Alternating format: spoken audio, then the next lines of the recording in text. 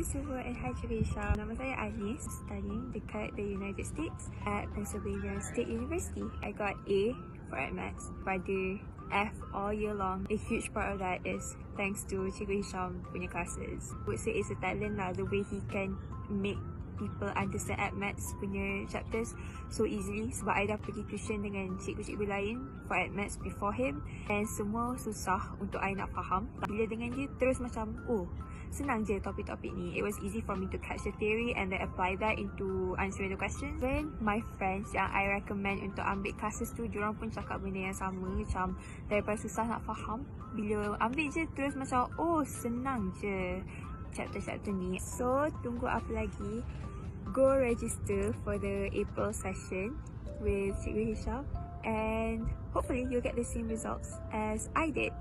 Thank you so much, that's all from me.